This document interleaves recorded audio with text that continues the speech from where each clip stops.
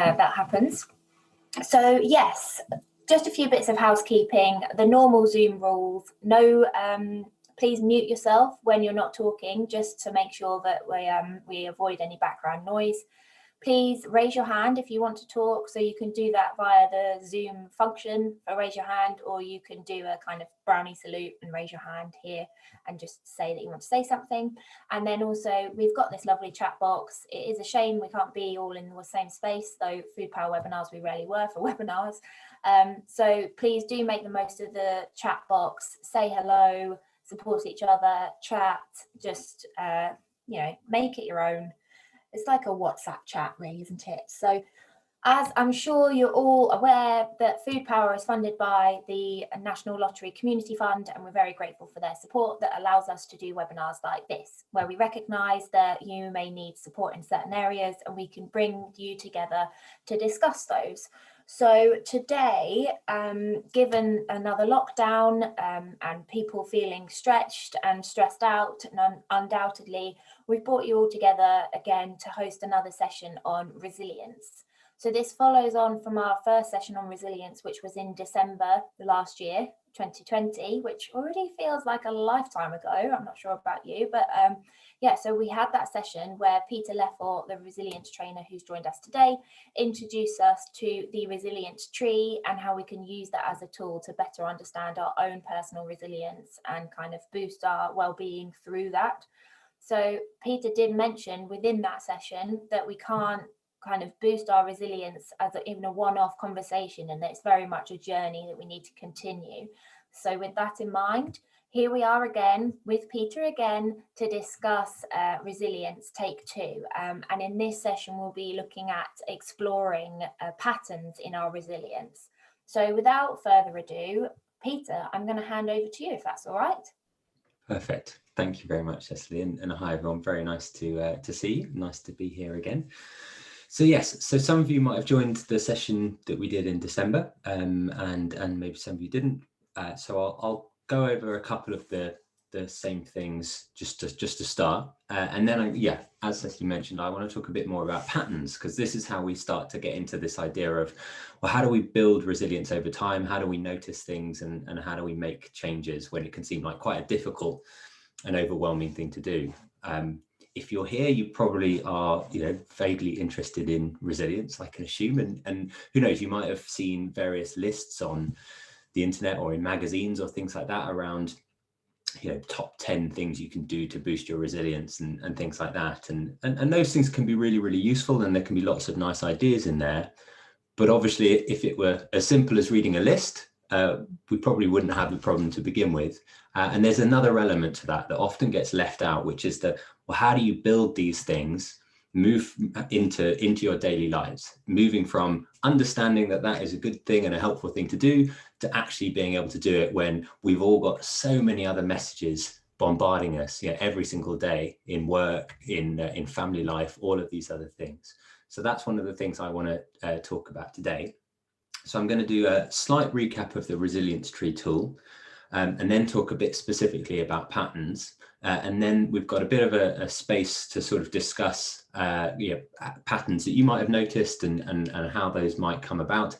But really, this space has got to be useful for you. So you've taken the time out of your day to come and talk about this. So at any point, if anybody's got any questions or wants to kind of come back on anything, feel free to unmute yourself, jump in, put something in the chat, and we can pause and focus on that, because it's a different journey for every single person. So there'll be little bits that might be more or less relevant to you. And I'd love to kind of pick up on those where that's useful. Without further ado, though, I'm just going to share my screen and kick us off by looking again at this tool. So if you joined us last time, or if you've seen the blog put together afterwards, you'll recognize this tool. And this is just a really helpful way to think about, where does resilience come from, and what does that actually mean to you in practice? And the principle of this tool, it's a really helpful thing to do on your own, in pairs with others at work, wherever that might be, is to think about and explore the roots of your resilience. So these are the things that give you resilience, where you get that from. And then the fruits of your resilience, which are the things that resilience gives you. So it's thinking about it in that quite tangible way of where do you get it from and what's good about it. It's trying to break down this sort of almost mythical word of resilience that we know is a good thing and turn it into something real and actionable for you to move forward on. So I've noted down, these are some of the things we came up with last time that the group brought up. So you'll see in the bottom, there's a load of really positive things there that might give you resilience or give someone resilience. And then at the top, there's a lot of things that you might get as a benefit from being resilient. And so this is from everybody. So this won't speak to any one individual person. You'll have a mix of these things. So some of these things might feel familiar, some of them might not. And this was the kind of the pattern that we were getting into, is looking at the above and below. So have a quick look through those and think about, do they feel like they're relevant to you? Do they not? If there's anything missing, and as we go, if anybody wants to type into the chat anything else they might add to the roots or the fruits from themselves. If you weren't there in the last session, anything that you'd want to add in, or if you were there, anything you've noticed that didn't come to you at the time. But what we did with this is this is quite similar to those lists I mentioned of, positive words, which is a really good start, but we need to go a bit deeper when we're talking about resilience. So what we did next then is break them down into different categories within roots and fruits. So we start at the bottom with fruits. You see I've got some yellow words and some blue words. And the blue words are all words that are things that you can go and do, things that you can take action on more or less right now. Obviously, there are going to be some barriers to some of these things sometimes, but they're things that generally we know how to do those things. We know how to do yoga, we know how to sleep, we know how to go outside, we know how to watch birds and make lists and things like that. Whereas the yellow ones are more words that we know are good and helpful and useful, but maybe it's not always that obvious how to put them into practice. You know that, okay, having passion is really, really good, but how do you go out and do that? And laughter can be really positive, a really nice thing to do, but is that something you can go and get? Do you know how to do that? And maybe you do, maybe it's finding YouTube videos of cats making funny noises or something like that, but maybe it's a little bit more complicated than that. So the purpose of this is just to break down those a little bit and think about, yes, I know that this is a good thing, but do I know how to do it? And again, the answer will be different for different people, but it's really useful to take that next step.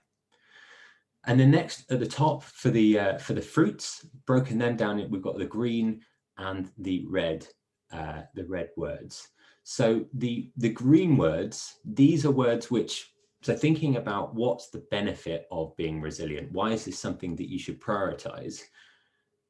These green words are things that maybe you can understand how they will make a difference to your daily life. Having better health, having more confidence, more energy. It's quite easy to think about, what does that mean to me on a day-to-day basis? Whereas on the other side, the left side, the red words, they're words that, yes, they sound important, but again, what will that mean to me? If you have more purpose or more positivity or more empowerment, what does that actually mean to you? And the reason this is important is because when we're thinking about resilience, we have to think about it in the context of, well, why is this a problem in the first place? Why is this something we need to improve? Because there's so much else going on in our lives, so much noise and so many things we're constantly told or asked to do, that actually taking action on resilience isn't just something in and itself that's a challenge, but has to be balanced against all of these other noises, whether it's your family commitments or your work commitments. So thinking about these benefits, yes, having self-belief, having positivity is important, but if you're trying to take action on that and then you get something, a really direct request or demand, like an email from your boss or something from a child that they need some support or something like that, it's very hard to action on your own resilience if you don't understand what that is going to do, what that will lead to. So this is why the resilience tree is important. It's designed to kind of help us find these patterns between the roots and the fruits to notice how resilience actually works in practice, how we get to that place. Because if we look at all of these things individually, then it's very hard to prioritize them. But if we start to notice, okay, well, if I do this, then this happens as a result, we can start to notice and practice and get better at using these patterns over time. So I hope that makes sense. As I said, if you want to look into that in more detail, you can read the blog of the last session or watch that video again. Or if anybody's got any questions, please do put them in the chat. But this is the thing I want to focus on today, is this idea of patterns, because it can be a really useful way of noticing what's happening in my life, whether that's work or family or anything else. Where is that not quite giving me what I need?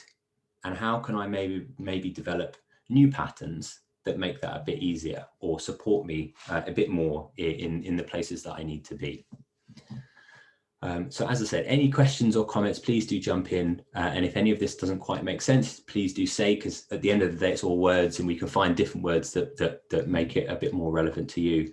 But I want to jump on to thinking a bit more about patterns and how they work. And I use these images because I think it's really important to remember that all of this stuff is completely natural. This is what the whole world and the universe is built on, these patterns, and how really, really positive they can be. And patterns occurring all the time in nature. So there's some really nice examples of this kind of spiral pattern that happens all throughout nature, and how they happen for a reason. And they're not about perfection, but they're about strength. And they're about, this is the most effective and the strongest and the most efficient way for organisms to grow and to be in these patterns. And we see them time and time again. So it's not a new idea. It's not a strange idea. It's kind of one of the most natural things that we can possibly experience. And I mean, I'm sure we could talk for an hour about all of the different various kind of patterns in these images. But we are, as human beings, we're trained to recognize and appreciate patterns. And these images are all, they're very visually appealing. We like them. They're quite calming. It's nice to sort of notice order in what can sometimes feel a fairly chaotic world. So thinking about these types of patterns, these quite eternal, huge patterns that are happening all around us, pretty much everywhere we look in nature, there are these patterns. And then thinking about, okay, well, as human beings, how do we live our lives? Because these patterns have evolved over, thousands and thousands of years to be the way they are. If we think about the patterns that we have in our lives, these are just two images I took from Google Images, a very quick search of kind of human patterns and daily patterns. And these are the types of things that come up when we think about the patterns of our everyday lives. And there might be bits in here that actually, that resonate with you. You say, okay, yeah, I can see myself in there, or I can see myself in that one. But again, thinking about, well, where do patterns in nature come from and what are they built on? They're built on this idea of resilience, of strength, of getting what you need, and how they're built over, millennia of evolution. And the patterns we're talking about here in these images are very, very new comparatively. These are patterns that have evolved, maybe if we're being generous, over the last 80, 60 years in terms of how human beings exist and how we work and what happens day to day. And we've had this trend of getting, trying to get more and more efficient. But as opposed to a lot of the patterns in nature, which are built around a kind of this very natural model of what we need, these patterns are created, they're manufactured, and they need to be challenged a lot more because they don't really serve us. They serve the people we work for or the systems we work within. And so sometimes they can be very helpful and very efficient. But looking at all of those patterns there, do you see the things that actually give you the joy and the energy and the resilience that you need in order to be able to function as a human being? Maybe you do. There's food in there. There's a bit of sleep, and there's not really much in the way of kind of exercise or human interaction. We've got two people on the top left there talking without really facing each other, which seems very, very strange. But yeah, just thinking about the patterns that we have in our daily lives, where do they come from? Are they patterns that you've brought in, or are they patterns we just kind of fall into? And this is not me suggesting that we have to get rid of all of these patterns. Absolutely not. You know, these exist for a reason and they can be really useful, but it's really important to recognize what other patterns do we need to go alongside these to make this kind of thing work, and to just notice it. And maybe this is something that would be useful for everyone to do, is to think about if you drew or wrote out your own version of either of these images, what would that look like? What are the things that you find yourself in this kind of routine in doing day out, and thinking about, are they helpful or are they not helpful? Obviously something like brushing your teeth, that's pretty good, that's pretty positive, that's building up, you know, strength in your teeth over time. And so they don't all have to be fun and pleasurable, but thinking about, what do they give you? Are they positive?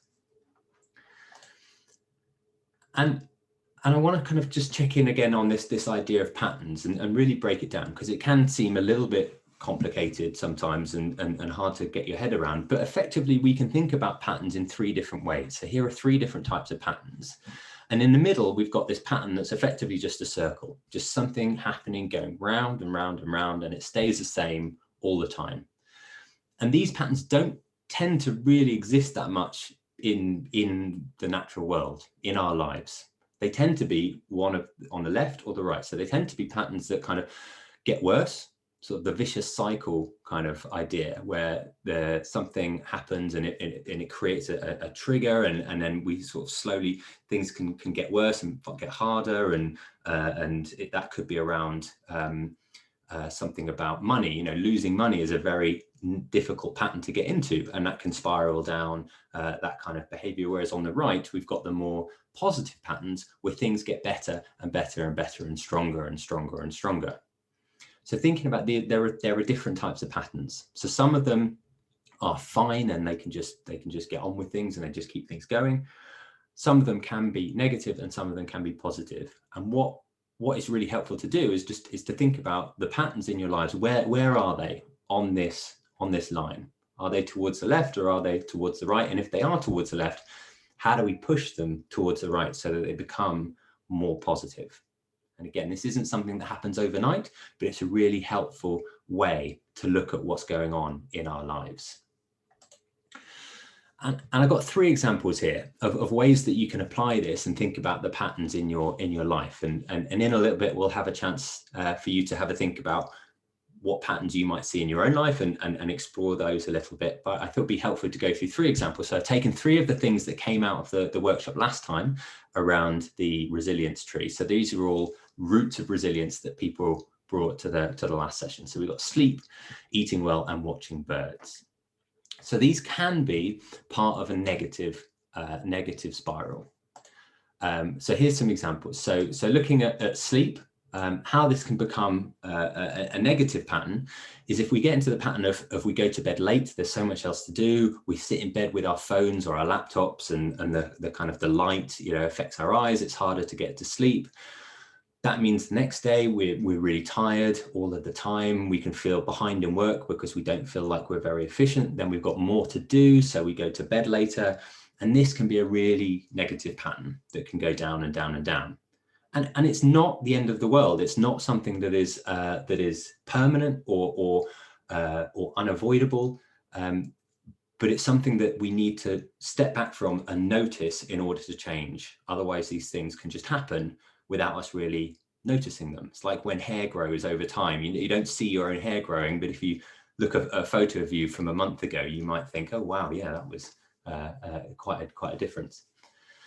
So secondly, thinking about eating. So eating can be difficult if we don't have time to prepare meals, or if we get into this habit of mindless eating where we're eating at the same time as reading some emails or doing another task and we're not thinking about it. This can really lead to not having the nutrition we need, having very low energy, and it can also mean that we spend more money on food than we need to. If we're not preparing and making things in bulk, we can end up wasting food, and again, that can be a negative spiral. And then lastly, thinking about watching birds. So whatever it is you might do to kind of go outside and connect with nature. If we might not be building in structured breaks. So it's very hard to give yourself that time to step back from the computer or the phone or whatever it is that is demanding your attention. And this can also mean if we don't take that time to pause and to sort of look at something a bit bigger than ourselves, we can get into this really short attention span pattern of needing, really quick kind of feedback from things, whereas being in nature can help us get away from that. And so if we're not doing that, then we can get very disconnected from nature, which can be quite a difficult thing, and people can struggle with that quite a lot. And we can lose a sense of perspective of where we are in the world, and feel like everything is, really overwhelming and everything is terrible, where sometimes if we step back from that and kind of experience nature, we can get a bit of that perspective. So this is just a very short exercise. This took me a couple of minutes to do, just thinking about, okay, where could the patterns be in these things?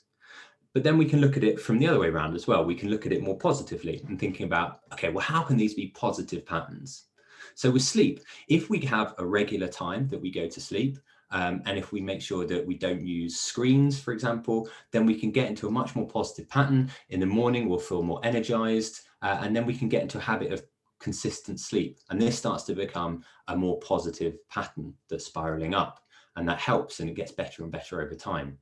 With eating well as well, if we can put the time into meal planning, be more mindful when we eat, just kind of focus on the food and that process and that experience, and then we might feel better because of it. There's more nutrition in that, and we might be able to save a bit of money in how we're planning and using our meals.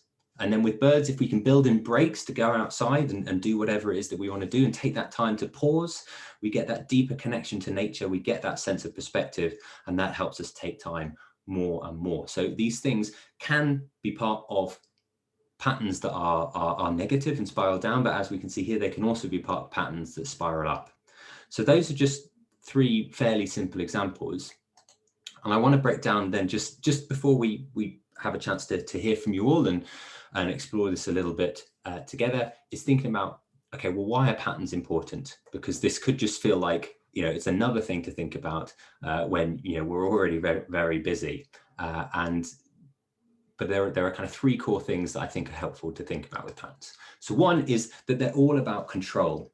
And sometimes resilience can be about understanding, okay, what do we have control over and what do we not? And one of the most dangerous things with resilience is when we try to control things that we cannot control.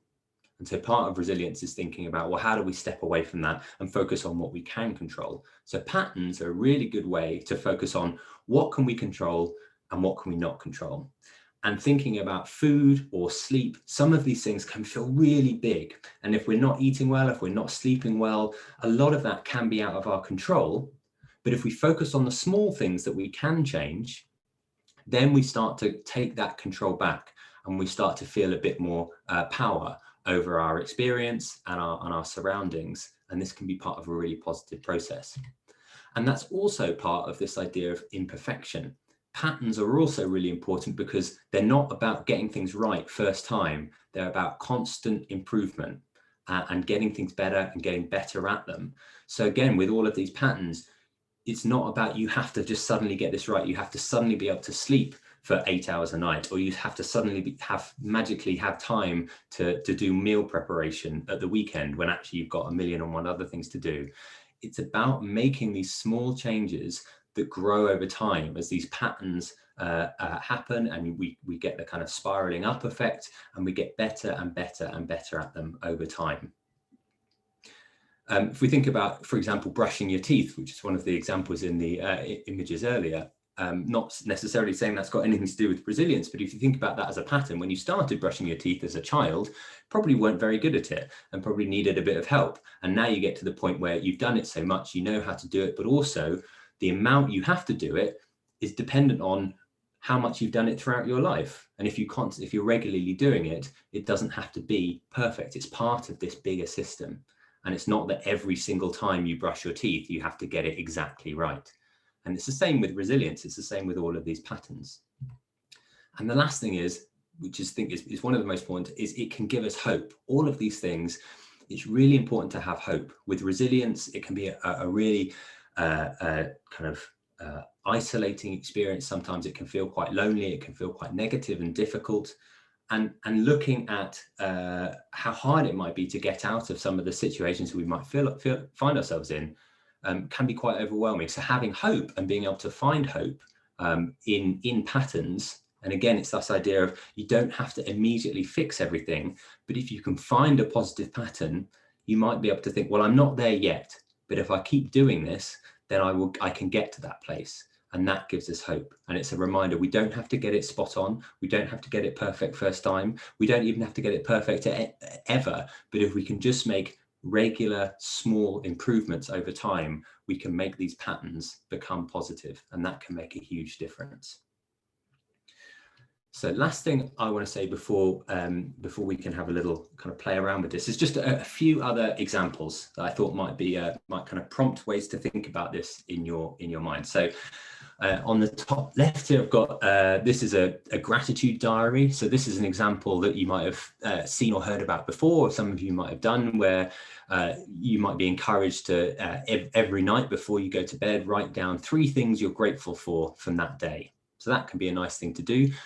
But there's something deeper in gratitude about this, and the pattern might just be you decide you want to express more gratitude for other people. And so you make a habit of saying thank you to people, colleagues or family or friends. And so a little pattern like that, where you're not really doing that much more, you're just being a bit more present, you're noticing a thing, okay, here's an opportunity to say thank you to someone. And that's the kind of thing, if you notice yourself doing that over time, it's an incredibly positive and powerful thing to do. That's actually just about, a sentence, an extra sentence a day, but it can have a huge impact. Then bottom left, I've got that kind of, I don't know, some of you might have seen that sort of fridge poetry, but this is just about words and language and reading poetry or writing poetry or just words or getting things down. It doesn't have to be perfect. You don't have to show anybody, but just stepping back and playing around with words and with language can be a really nice thing to do on your own or with other people. And again, those can be patterns to get into, where you maybe put your 10 minutes a day aside just to kind of play around with some words and see what happens, and just write or speak or sing or something like that to do with language that's a bit more creative, but not the kind of creative where you feel pressure that you've got to make this amazing thing that other people are going to judge. Just something that exists for yourself can be really nice. Top right, I've got that's sort of representing kind of messaging with friends and reaching out. That can be a nice pattern, because sending out messages, whether it's on some kind of messaging service, it's a nice thing you can do that is about just sending a message out there, maybe to an individual person or a group of people, just sending a message out, and then you just see what comes back. And it's not about controlling every part of that process, but just noticing if you put stuff out, often you will get stuff back, and you don't know what that stuff is going to be, but that's a really good pattern, a really simple pattern. And it can be a nice counterpoint sometimes to, if you're someone who with work you email a lot, it can sometimes be the more emails you send, the more emails you get back. And that can sometimes be quite an exhausting pattern. So this can be a nice version of that. And then the last one, the bottom right, someone drawing a line in the sand, that's about boundaries. So thinking about, what are your boundaries for yourself? What are the things that you need, and you need other people to know and to respect and to understand, and not go across, not push you past. Just thinking about, where are my boundaries, and how can I build that into patterns that might be about expressing your boundaries to other people, or noticing them for yourself. Where are my boundaries being respected? Where are they not? Where are they being crossed? Where are they not? And again, so that's not anything you have to do externally, anything physical you have to do. That can be a pattern that just happens in your own mind, about noticing these things and just stepping back and looking at the world a little bit differently. And that's something we've got the power to do all the time.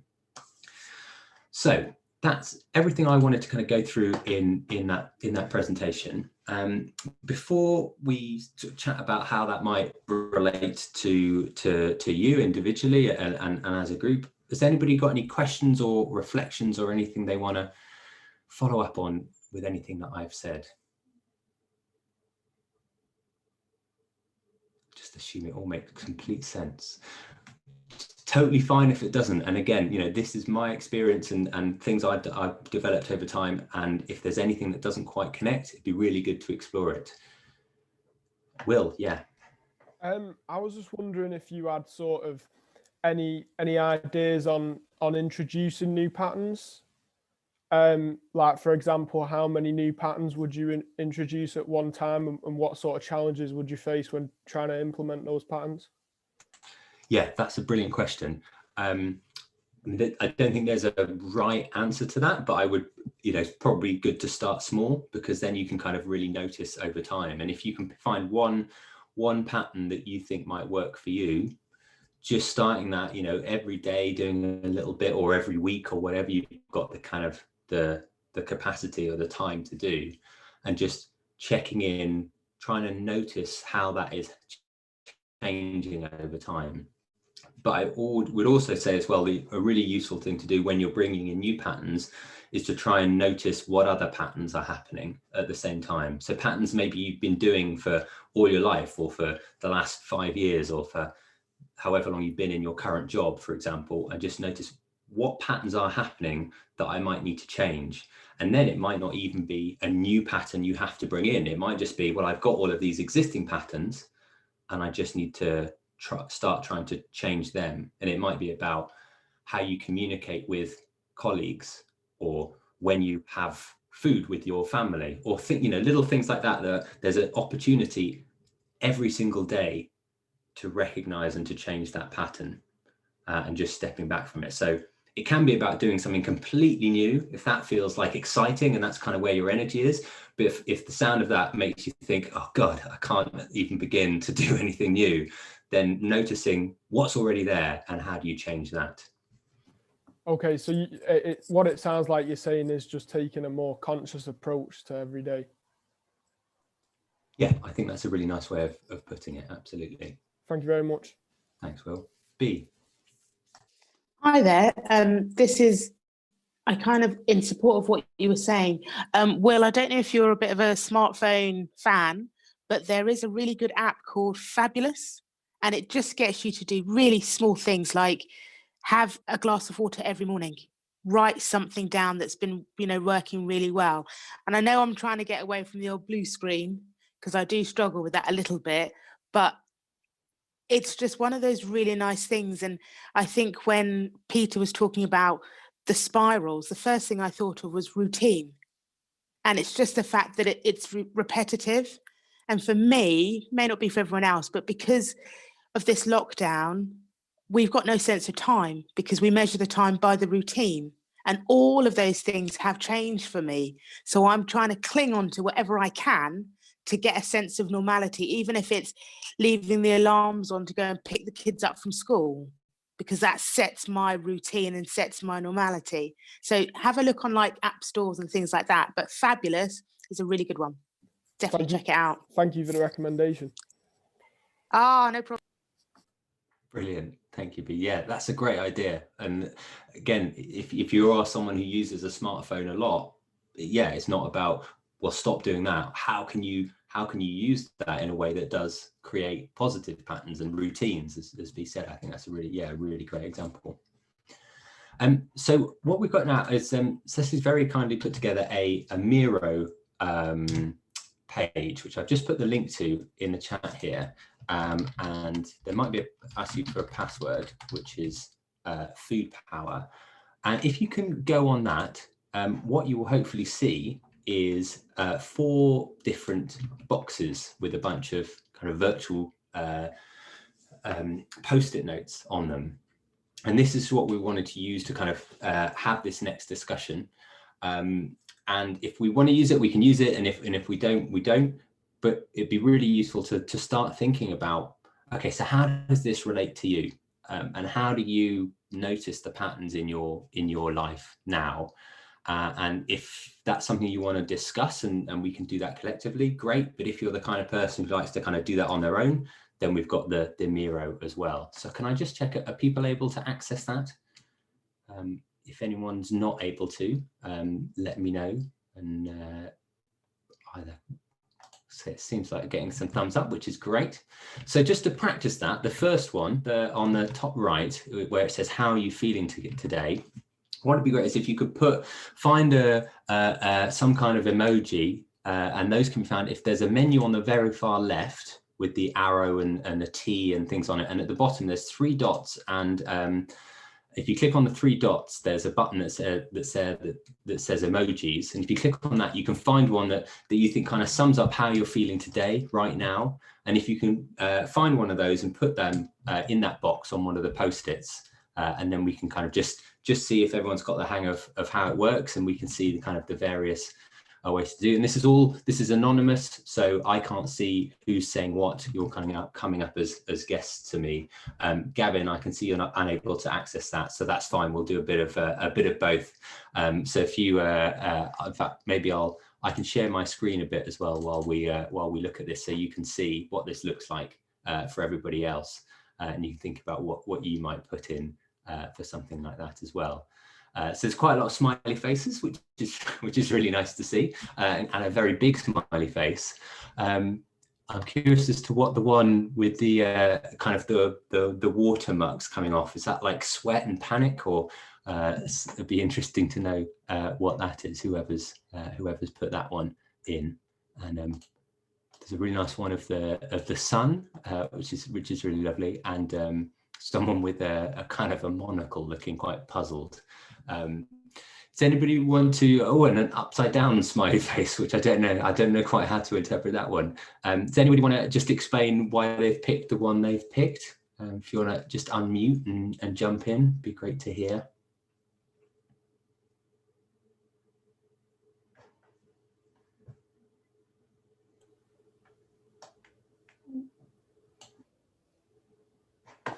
I had the big smiley face, folks. That's a really good It one. was me. I tell you why. Big smiley face, because everyone in my whole family is at home, and tomorrow my husband's getting ready to go into work, and I was like, oh, I think I'm going to miss you. So my smiley face is, even though I'm feeling a bit tired today, I'm just feeling a bit grateful, and I just appreciate what's going on, hence the smiley face. Wonderful. So that's really nice. And that's something, again, thinking about these patterns, the patterns build when we notice them. And so even just doing something as simple as putting some emojis on a Post-it is a really nice way of just checking in. How am I feeling today? And maybe it might be that the emoji that you put isn't exactly how you're feeling, because obviously it's just an emoji and it can't capture the kind of nuance of the human experience. But it's more important that you've asked yourself that question. So moving on to the next question on the top right is, have you noticed any patterns in your own kind of day-to-day experience about what's kind of helping you or not helping you? So what I invite you to do, if you double click on one of the Post-it notes, you can type into it. So I'll do there, so you can type into one. So if you want to just have a think, what are the patterns that you've noticed in your own life that are maybe positive or maybe not so positive? And if you want to share them in there. Gavin or anyone else who can't access the mirror, you can put that in the chat if you want to. But maybe there's absolutely no pressure to kind of share anything that you don't quite feel ready for or doesn't feel that comfortable. It's just to kind of think about it for yourself. It'd be really good to see some examples, and I think it can be really helpful for other people to see what others have written. So if you are happy to share, please do. But otherwise, the most important thing is that you think about this for yourself and notice what's happening in your own life, and what are those patterns. So some really nice ones coming in already. Some ones about exercising on set days, so that's really good and speaks to that idea of routine and how important routine can be. And sometimes if you just leave exercise to the days when you feel like you want to do it, maybe you won't do it as much as you could. Really nice one of reading before bed. So yeah, a great pattern to get into. Reading is really good for getting that perspective and not going to bed just being so focused on your own experience and some of the difficulties you might be finding. More nutritious breakfasts, yeah, that's great. Yoga and meditation. So these are really positive patterns, and this is great. I'd also encourage you to think about, are there any less positive patterns, any more negative patterns happening? Not to kind of focus on those, but just it's through noticing these that we can start to understand how to change them. So that can be really, really useful and really important. So there's a few here. So stop looking at a phone in bed, reading instead. Yeah, that's fantastic.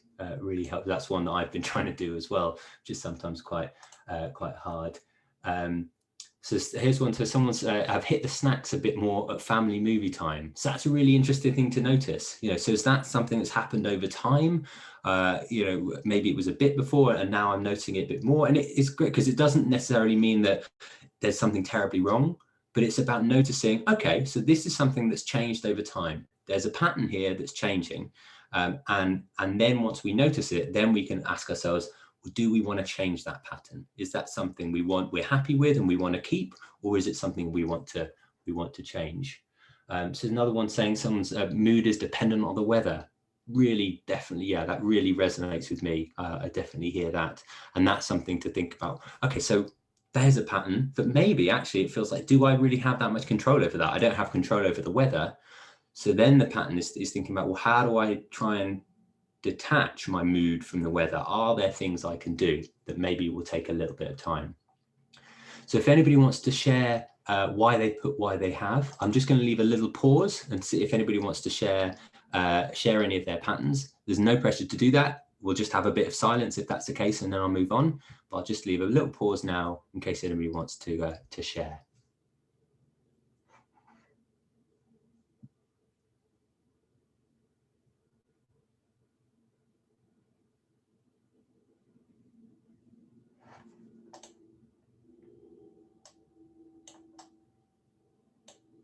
Okay, so what we'll do now is we'll move on to the next question, which is bottom left. So this is about what needs to happen for these patterns to change. So you'll notice this isn't about specifically negative or positive. This is just about all patterns can change over time. So it's probably more likely that the negative patterns are ones you want to change, but it might be that positive patterns can be even more positive and you can change them even more. And so think about now, for whatever patterns that you've noticed that you'd like to change, what could be some of the things that need to change for that? So again, jot them down in there. If anybody wants to share or talk about that and maybe hear from what other people think, please do unmute and do share that. But otherwise, if you could jot them down in that bottom left, and we'll just have while you're doing that, I'll have a look at some of the other patterns that people have put down. So someone here has put, I find it harder to be positive. So that's a really interesting one that I imagine might resonate with a lot of people, really resonates with me. And that's quite a hard thing to notice, to recognize. How do you notice that over time? That can be quite a gradual thing, but noticing it, recognizing it is a really important first step. So then we can think about, okay, what is it about that needs to change? What can happen? So is it about breaking that down into a bit, where do you feel positive? Is it about being more social? Is it about laughter? Is it about getting outside more? So trying to, again, not solve the whole thing at once, because these things can be quite huge and overwhelming, but just looking at small things that start creating new patterns. Another one about switching off from work at the weekends, which is a really helpful pattern, and a really difficult one to do at the moment. I think a lot of people, the idea of working from home, I've also seen it described as living at work, which is sometimes how it can feel. So thinking about the patterns here, and again, I'd be interested if anybody's got finding this particularly difficult, or there's a pattern that you can't think about, well, what are the changes that are needed?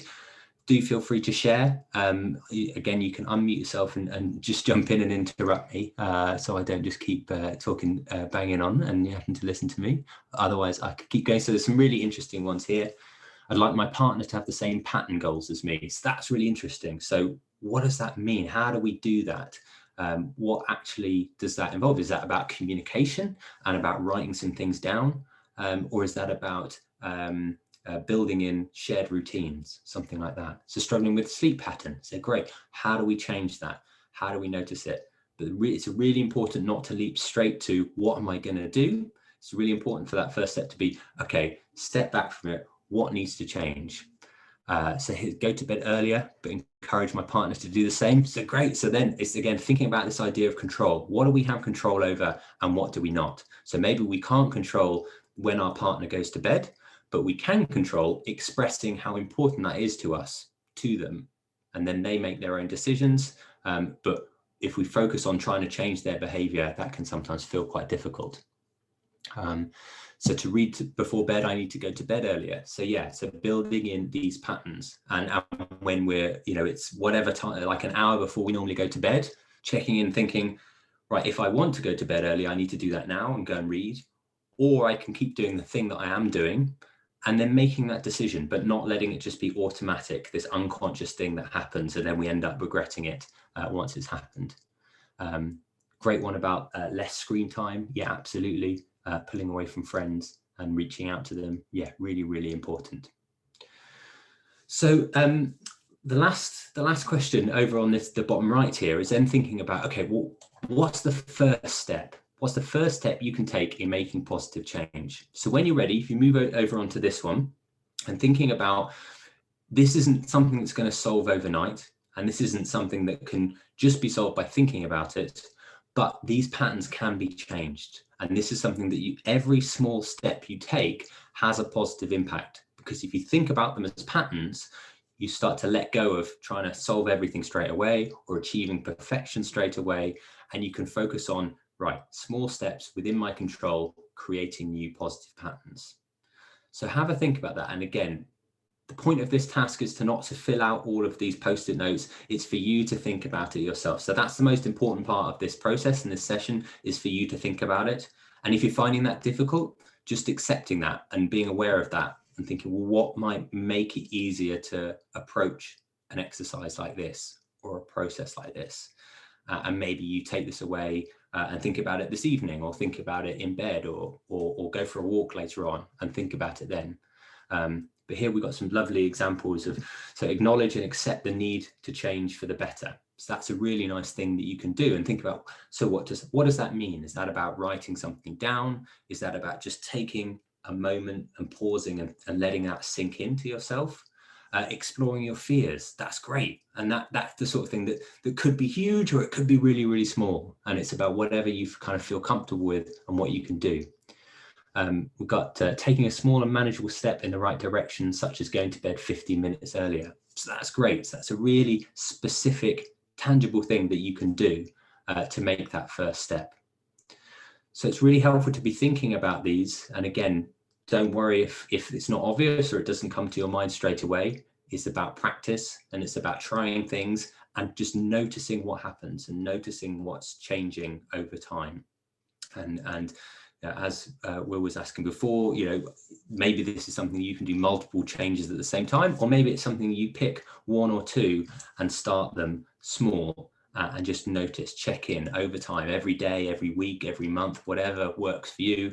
How are these changing? So some more really, really good examples here. Communicating needs is spot on, and that can be such a powerful thing to do. That can feel quite difficult, but once you've done it, it can then be really easy for that pattern to just continue. Once you've had that conversation with someone, whether it's about fears or your needs or something like that, once you've created that positive pattern of speaking to people and communicating, things can just almost happen quite organically from there and get really, really much more positive. So I'm going to stop sharing my screen there. That board is still open if you want to use it, but I'll invite you to kind of come back, and I can now see stuff in the chat. Thanks, Gavin, for sharing in the chat. That's really, really useful. So yeah, daily reading, really good. Less snacks and coffee in the evening to aid going to sleep. Yeah, great. Definitely very bad at keeping that in mind. So before we kind of finish and wrap up this, again, I'd love to hear from anybody in terms of how that feels, whether that feels like what I've said kind of makes sense, whether there's anything we think, well, I kind of get that, but there's still this other thing that's going to make that difficult for me, or any questions where it doesn't make sense, because it's really important that you come away thinking that you kind of get what this might mean for you, whether or not you kind of agree with it or find it easy, that you can kind of see how this might relate to you. But the last things I want to say before I hear that is just kind of reminding you that it's not about getting it right straight away. It's about doing small things and noticing the changes, noticing the impacts, because the patterns will happen whatever you do. As we've seen, patterns, that is how life exists. Everything, everywhere exists through patterns. And there are going to be positive and negative patterns in your life. The important thing is to try and notice them, step back and see them, and see the little changes, the kind of the lightness or the energy that might come from positive patterns, and recognizing and celebrating those is a really important part of feeling like you've got a bit more control, recognizing that you don't have to be perfect, and keeping that sense of hope when the world can sometimes feel a bit scary and overwhelming at times. So yeah, I'd love to hear if anybody's got any questions or thoughts. Again, no pressure, but I really hope that this has been useful. And if there's any kind of little questions or comments that might help that before we finish, I'd love to hear them. Yeah, Will. How do you feel like addiction relates to patterns? Would you say that like an addiction to smoking, for example, would you say that would be just a really cemented negative pattern? Yeah, I think so. And I think that's an example of how some patterns can be small, but some patterns can be huge. And that's the kind of pattern which, once you've recognized it, you can't just then go out and change it overnight. But there are small steps you can do to get to that point.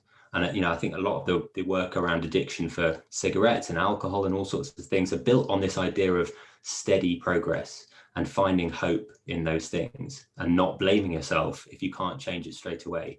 And I think that same view should be applied whatever the pattern is, however big or small it is, because sometimes, when we talk about resilience, we might think, there's this problem and I've tried to fix it, but it didn't work, and now I'm going to beat myself up about it.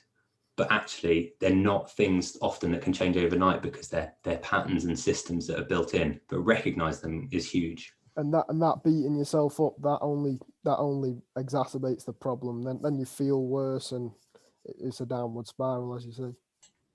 Yeah, spot on, absolutely. And that's another way that doing things collectively, like in a group like this or with friends, can be a really nice way of doing that, because we can support each other. It's really easy for one of us to say, oh, well, I tried this thing and it didn't really work. I'm still going to bed late, or I'm still doing that. But then other people can say, well, just keep trying. You'll get there. It'll happen over time. And if we take these things on our own, it can be quite a heavy thing to bear, I think. Thanks, Will. Anyone else? Well, I think as well, it's so difficult to be tough on ourselves, isn't it? And we're all in a position where we're not able to sort of talk to our colleagues, like we normally would be able to, and sort of let that out. So the pressure on people can be immense.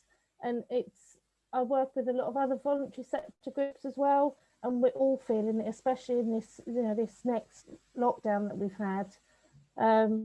And it's just trying to keep positive that there is an end in sight with, vaccinations, and maybe focusing on going forward as much as we possibly can, keeping that positive going. It's hard after so long though, isn't it?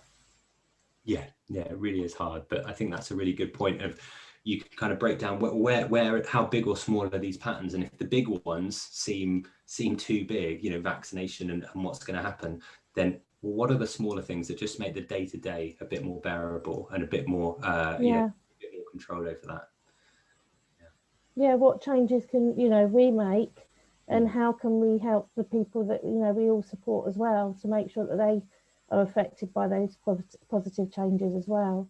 Yeah, that's a really good, really important part of this is patterns. It's not just for yourself. It's a really good way of communicating with other people, and whether they're people you support, people you work with. The resilience tree, just the idea of patterns, can be a really helpful way to communicate some quite big and difficult ideas. But if you can ask someone else to maybe describe their patterns to you, it'll help you understand what's important for them. Where are they maybe struggling, or where actually maybe is there a potential way out of this difficult situation for them, and helping them think about their patterns. Because some of these things, when they're they're kind of obvious physical things like sleep or energy, they can be easy to talk about. But when they're more kind of emotional, internal things, often we don't have that language to really talk about them in an effective way. So talking about things like patterns can help do that, because it's a bit more manageable for people, I think. I noticed we're at 2 minutes too, so I want to hand back to Cecily just to wrap up the session, but I hope that's been useful. It's been really, really nice to talk to you all. Thanks so much, Peter. That was superb. I can see some smiling faces looking back at me, so I think everyone else thoroughly enjoyed it. So yeah, thank you so much. So much food for thought, and it couldn't really come at a better time as we face another lockdown and yes, all the other things on top of that. So I think I won't keep you any longer. Just thank you so much for coming. The webinar has been recorded, so we'll send the recording round to everyone that registered, as well as a link to this Miro board, so you can continue to kind of look at that, add to it, steal things as you wish, and just reflect on it. And I'll send round a link for the previous webinar and the blog on the resilience tree as well, so you can kind of have a whole package of resilience goodies to jump into when you feel you need it. And I'll also put a link to the app you mentioned as well, B, because that's a good recommendation. So yeah, thank you so much. Do keep in touch, look after yourselves, and yeah, take care. Thank you, everyone.